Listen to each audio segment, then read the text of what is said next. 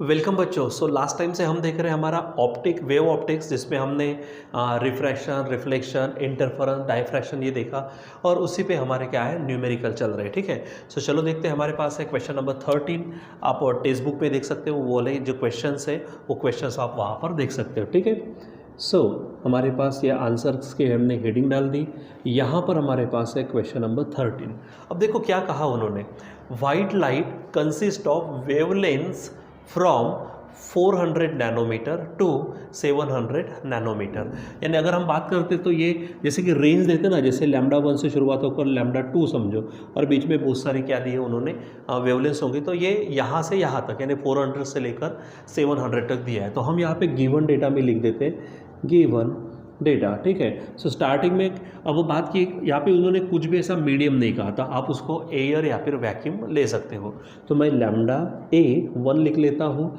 ये क्या है 400 नैनोमीटर। आप इसको 400 इंटू 10⁻⁹ मीटर लिख सकते हो।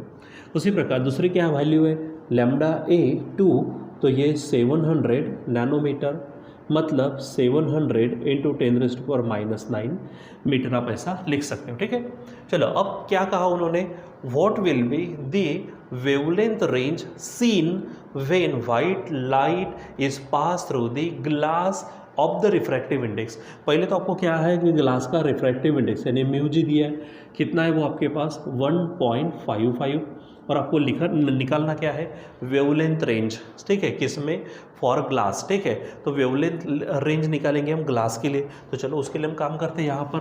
तो सबसे पहले हमारे पास में ये फार्मूला है रिफ्रैक्टिव इंडेक्स का, उसका इस्तेमाल करते हैं। तो आपको मालूम है we have refractive index for glass is equal to, अब वेवलेंथ की बात करते हैं तो λA अपॉन यहाँ पर क्या बात करेंगे λg, ऐसा हम विचार करते हैं। ठीक है, चलो अब यहाँ पर आपको क्या चाहिए λg चाहिए, सो हम यहाँ पर लिखेंगे λg इज इक्वल टू, आप यहाँ पर देखिए ये λA है अपॉन μg चला जाएगा नीचे में। ठीक है, अब यहाँ पर लेते हैं हम पहले λg1 लेते हैं, तो यहाँ पर क्या होगा λA1 अपॉन μg। चलो यहाँ पर वैल्यू रखते हैं, तो λA1 अगर आप देखते हो तो ये है हमारे पास में 400 इंटू 10⁻⁹ अपॉन μg हमारे पास है 1.55। ठीक है, अब इसलिए यहाँ पर λg1 इज इक्वल टू, मैं यहाँ पर ये वैल्यू डायरेक्ट लिखता हूँ, आप ये करके देखो प्रैक्टिकली आने वाला है। ठीक है, तो 258.06 मीटर में डाल दो यहाँ पर। ठीक है, नैनोमीटर के शब्द आप डाल सकते हो, क्योंकि यहाँ पर 10⁻⁹ का मतलब नैनोमीटर है। अब बोलेंगे आपको सिर्फ करना क्या है 400, उसका लॉग निकालना है, इसका लॉग निकालना है, और लॉग के क्या करनी है आपको सब्ट्रैक्शन करनी है, और उसका एंटी लॉग देखना है। और ये हमने देखा हुआ है ऑलरेडी लॉग वाला पार्ट। ठीक है, इसलिए हम यहाँ पर निकालते नहीं, बस आपको यही कैलकुलेशन ही तो करना है, बाकी तो मैं ही बता रहा हूँ आपको। ठीक है, दूसरा क्या बोलेंगे λg2। ठीक है, तो λg2 इज इक्वल टू क्या हो जाएगा λA2 अपॉन μg।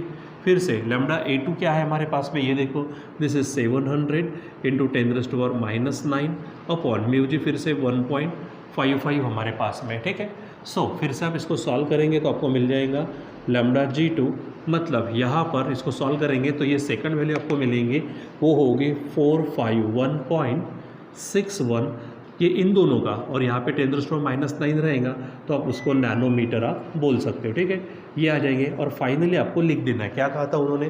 क्या कहा था, what will be the wavelength range, आप उसको लिखेंगे। वेवलेंथ रेंज, वेवलेंथ रेंज, ठीक है, फॉर वाइट लाइट, ठीक है, किसमें in glass is equal to, क्या लिखेंगे आप, यहाँ से यहाँ तक लिखना, यानी 25806 से लेकर 451.61 नैनोमीटर आप इस तरह से लिख सकते हो। ठीक है, ये आपको ध्यान में रखना है। चलो क्वेश्चन नंबर 14 हम पढ़ते हैं। यहाँ पर ध्यान दीजिए क्या कहा, द ऑप्टिकल पाथ डिफरेंस। ठीक है, optical path difference of a ray of light of a given wavelength travelling through a distance इतना। देखो अब बात करते हैं कि अगर इन द फ्लिंट ग्लास, यानी जब कभी भी क्या होता है कि जैसे अगर मान लीजिए एग्जांपल, ये हमारे पास ग्लास स्लैब है, मान लीजिए यहाँ पर हमारे पास, ये तो आपको मालूम है नॉर्मल होती है, ये अगर मान लीजिए कि लाइट आया और लाइट यहाँ से अगर जाता फिर इधर में चला जाएगा, ठीक है। सो जब तक वो ये इस मीडियम में जाएगा, ठीक है, तो इतना जो रहेगा ऑप्टिकल पाथ, उसने कितना डिस्टेंस कवर किया, वो ऑप्टिकल पाथ की अगर बात करते हैं तो ऑप्टिकल पाथ, उसके बाद में हमारे पास में म्यू होता है, और जो डिस्टेंस कवर किया वो कितना है। तो इनका अगर आप रिलेशन देखेंगे तो एक रिलेशन है जो मैं आपको यहाँ पे लिख देता हूँ already.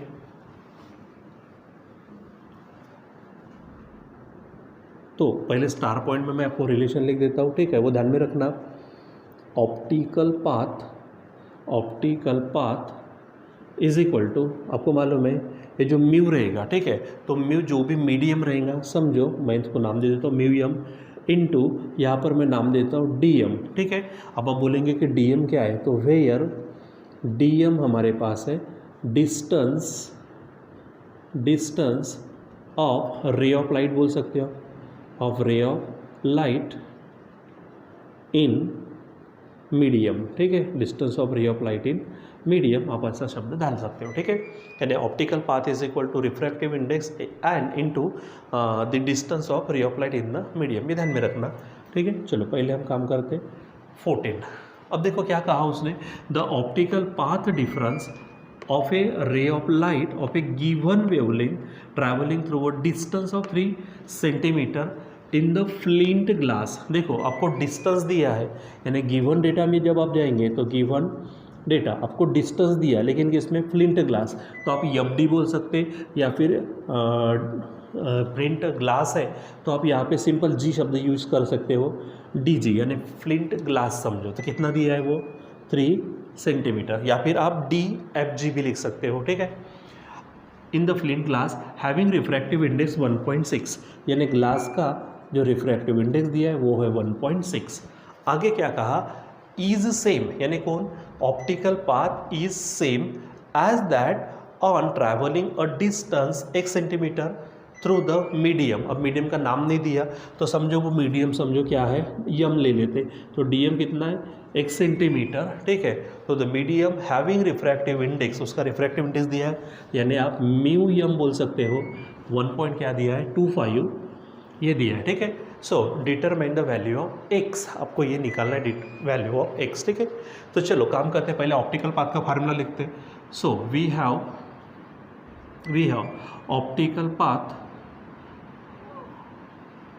Optical path is equal to mu M into, आप डी एम शब्द यूज़ कर सकते हो, ठीक है। So optical path for glass हम लिख लेते, ठीक है। सो ये हो जाएगा इक्वेशन फर्स्ट, या फिर यहाँ पे एक शब्द डाल दो, optical path for flint glass is equal to, यहाँ पे क्या हो जाएगा mu G into D G समझो, ठीक है। और optical path for medium is equal to, मैं यहाँ पे mu M into D M शब्द डाल देता हूँ, और बाय द कंडीशन। अब देखो यहाँ पे क्या कहा, optical path for flint glass is same, ठीक है, is same as that on travelling the distance 1 centimetre through the medium, यानी optical path for flint glass, ठीक है, यहाँ पे गैस हो गया, ठीक है, is equal to optical path for medium है, मतलब ये सेम हो गया, तो ऑटोमेटिक ये चीज़ भी क्या हो जाएगी सेम।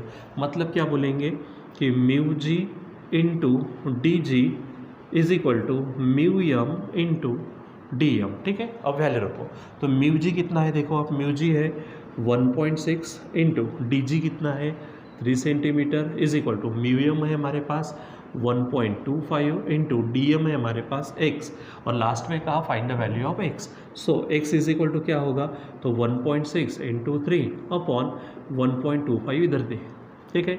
तो ये 16 3 बनेगा 48 पॉइंट यहाँ पर, ठीक है, ये 1.25 है, यहाँ पर मैं 0 ले लेता हूँ, पॉइंट हट जाएगा, यानी क्या होगा 480 अपॉन 125, सॉल्व करते तो 480 अपॉन 125 है, तो 125 3 बोलो तो 375 होंगे, तो ये 5 कैरी 1 यानी ये 0, ठीक है, और यहाँ पे बनेगा हमारे पास 1, ठीक है। अब यहाँ पर आप शब्द ये डाल दो तो पॉइंट हो जाएगा हमारे पास में। अब ये 12 है, 12 8 ज़ाटो, ठीक है, तो आप 8 से ये करो तो 8 5 ज़ा 40 कैरी 8 5 ज़ा 40 कैरी 4, 8 2 ज़ा 16 16 और 4 20 कैरी 2, 8 1 ज़ा 8 8 और 2 क्या बनेंगे 10, ठीक है, ऊपर से आएगा 50, ठीक है। सो ऊपर में फिर एक दे दो तो यहाँ पर आप 4 से कर सकते हो, तो 4 5 ज़ा 20, 4 2 ज़ा 8 और 2 10 कैरी 1, 4 1 ज़ा 4 और 1 5, ठीक है, ये हो जाएगा, यानी आंसर आएगा आपका। So x is equal to 3.84 centimetre. So this will be the value of x here, ठीक है।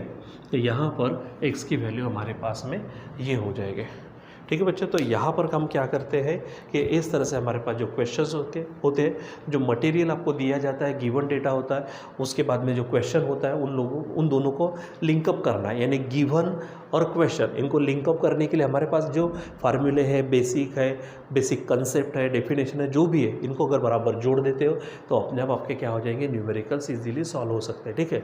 हाँ, लेकिन इसके लिए ऐसा नहीं कि एकदम पट से हो जाएंगे, बहुत सारी आपको भी ज़रूरत पड़ती है प्रैक्टिस के लिए। तो जितनी ज़्यादा प्रैक्टिस हम करेंगे उतना ज़्यादा हमको फ़ायदा होगा, ठीक है बच्चों। तो आज के लिए बस इतना ही है, बाकी का कंटिन्यू करेंगे हम बाद में।